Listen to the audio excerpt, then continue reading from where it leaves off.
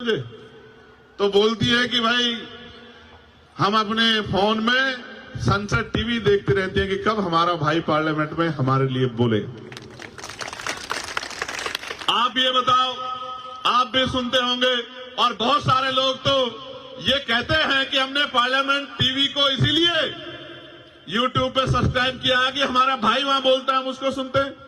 आप ये देखो, भोजन माता, आशा, आंगनबाड़ी, सफाई कर्मचारी, ठेके पे कर्मचारी, सरकारी कर्मचारी, दिल्ली सिविल डिफेंस वाले, कोई ऐसा पुलिस के लोग, दिल्ली पुलिस हो चाहे देश की पुलिस, उनके मॉडर्नाइजेशन की बात, होमगार्ड की, ग्राम के चौकीदार की, सब लोगों की बात, नौजवानों की बात, रोजगार की बात, महंगाई पे मार की बात, जो जनता पे पड़ रही है, सारी आवाज हमने पार्लियामेंट में उठाने का काम किया।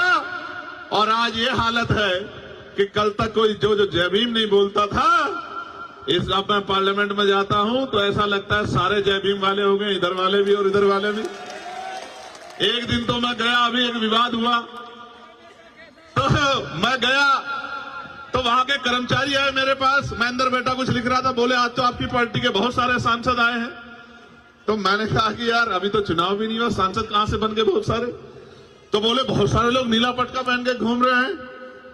तो मैंने कहा नीला पटका पहन के तो बहुत लोग आएंगे, जय भीम का नारा भी बहुत लोग लगाएंगे, लेकिन जब आपको जरूरत होगी और आपकी तरफ आंख उठेगी और आपके अधिकारों पे हमला होगा तो सिर्फ भीम आर्मी और आजाद समाज पार्टी आएगा। वही असली नीले वाला है, वही असली नीले को आगे बढ़ाने वाला है। तो मैं बस आपसे कहना चाहता हूं, अब तक आपने सबको मौका दिया, सबका हाथ पकड़ा, सबको आगे बढ़ाया, सबकी आवाज आप बने, सब पे भरोसा किया। एक मौका आपको हमारे इन काम करने वाले साथियों को भी देना चाहिए।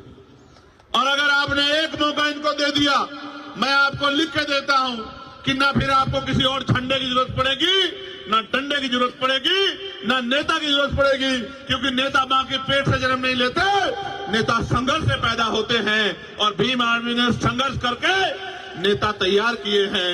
जिनको कल तक नकारा जाता था, आज उनको बड़े बड़े नेता फोन करके कहते हैं कि हम पे अपना आशीर्वाद बना के रखना।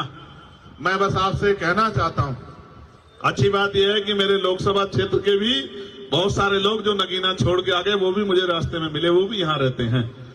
अब उन पे तो मुझे भरोसा है कि वो मेरा साथ छोड़ ही नहीं सकते।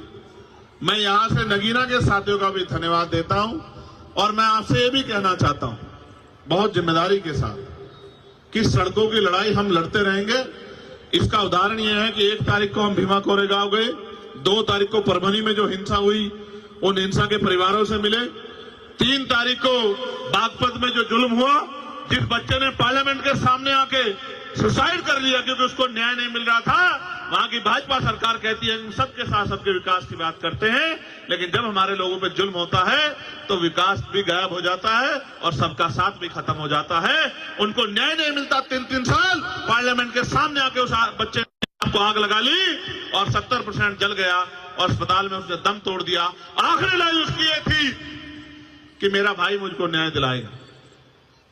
तकलीफ होती है, दर्द होता है कि उतनी शक्ति नहीं है, लेकिन मैं आपसे कह रहा हूं, अभी मैं परभनी गया, वहां सोमनाथ सूर्यवंशी की पीट पीट के पुलिस ने हत्या कर दी और उसके गम में हमारे एक नेता वोकाड़े साहब उस दुनिया में नहीं रहे, महिलाओं को पीटा, नौजवानों को पीटा, बहनों को पीटा, घर में घुस के बच्चों को पीटा सरकार के इशारे पे। तो हमने कहा 17 से मोर्चा निकलेगा। आप शक्ति देखो किसे कहते हैं। मैंने कहा 17 से पैदल मोर्चा निकलेगा परभनी से और मुंबई मंत्रालय तक। तो कल चीफ मिनिस्टर के यहां से फोन पहुंच गया कि 6 तारीख को, मैं झूठ नहीं बोलता, आप पता करा लेना, 6 तारीख को दोनों परिवारों को मुख्यमंत्री ने बुलाया है कि मुख्यमंत्री जिनसे मिलना चाहते। इतनी शक्ति का निर्माण आज आपने पूरे भारत में कर लिया है कि आपकी एक आवाज पे सरकारों को सोचना पड़ता है। आप ये सोचो, ये तो तब है जब अभी संवैधानिक शक्ति उस पैमाने पे नहीं है। आप ये सोचो जिस दिन संवैधानिक शक्ति होगी। और उत्तर प्रदेश में तो मैं चैलेंज करके कहता हूं, जिस तरह की मेहनत उत्तर प्रदेश के साथी कर रहे हैं, 27 के चुनाव में हम वहां की सत्ता आपके चरणों में लाकर रख देंगे। इस बात का भी मैं आपको विश्वास दिलाता हूं। लेकिन मैं आपसे कहना चाहता हूं कि आपका आशीर्वाद भी हमें मिलना चाहिए। मिलना चाहिए, नहीं मिलना चाहिए? देख लो, मदद करोगे नहीं करोगे? नहीं, दोनों हाथ उठा के बताओ। नहीं, दोनों हाथ से बात नहीं बढ़ेगी। अपनी अपनी जगह पे खड़े होके बताओ, मदद करोगे नहीं करोगे? अच्छा, एक मिनट बैठ जाओ। आखिरी बात बता देता हूं, ये मेरे कान में इन्होंने कुछ कहा। आप अब देखो, मीडिया के साथी भी यहां खड़े रिकॉर्ड कर लेना। जितनी योजनाएं सारी सरकारें चला रही हैं, दोबारा कह रहा हूं, फ्री बिजली, फ्री पानी, फ्री ये और भी कुछ टैक्सेस, उनकी सारी योजनाएं, और उन योजनाओं पे भी प्लस करके, मैं किसी की योजना ना गिनाता, मैं संवैधानिक शक्ति को समझता हूं। ये जो बजट है ना, जो आपके ऊपर लग रहा है, ये बजट आप ही की जेब से गया टैक्स के रूप में। आपका पैसा आपके ऊपर लगाना कोई बहुत बड़ा काम नहीं। अब तो चुनाव आएगा तो बहुत लोगों की पोल खोलने का काम करेंगे। एमसीडी वाले क्या कर रहे हैं, दिल्ली सरकार वाले क्या कर रहे हैं, बहुत लोगों की बात बताएंगे आपको।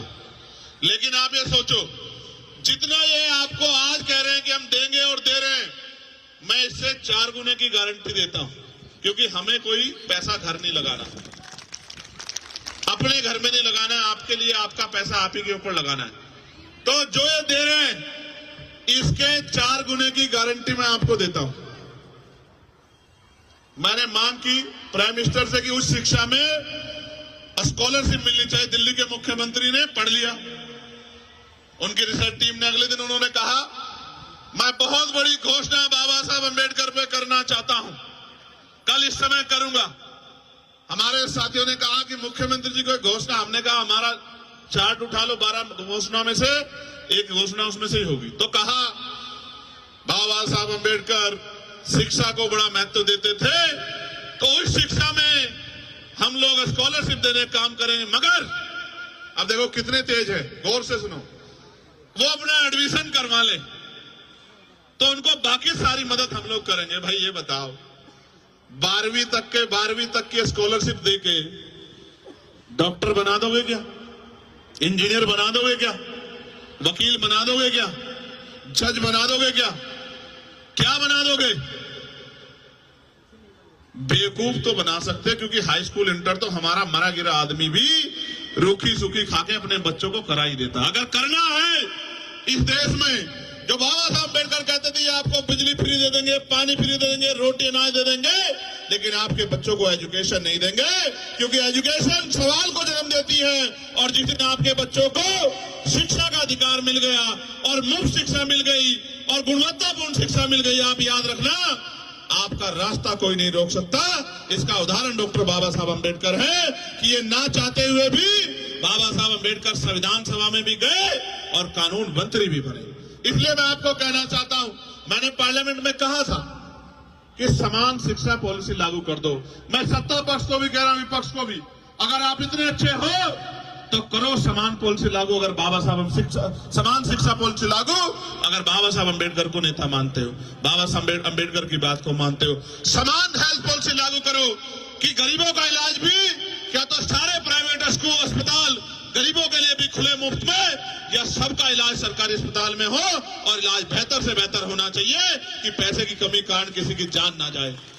होना यह चाहिए कि गरीब के बच्चे को एजुकेशन वो कभी तक ले, गुणवत्तापूर्ण एजुकेशन, और वो इतने कम दामों में मिलनी चाहिए, किसी की जेब ना कटे। हमने तो देखा अपने आप से कि बड़े स्कूलों में, प्राइवेट में हमारे लोग हिम्मत करके भेजते हैं। मेरी माएं पेट पे कपड़ा बांध लेती हैं, एक टाइम का भोजन काट के अपने बच्चों को पढ़ाती, क्योंकि बाबा साहब क्या कह गए थे।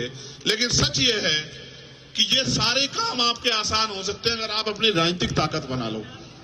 मैं ये महसूस करता हूं, आप सब कुछ सीखे बाबा साहब से, बस ये अपनी उंगली का सही प्रयोग करना नहीं सीख पर, जो सबसे आसान काम है। इस उंगली का सही प्रयोग करना सीख लो, आपके बच्चों के और आपके तरक्की के रास्ते खुलने में बहुत देर नहीं लगेगी।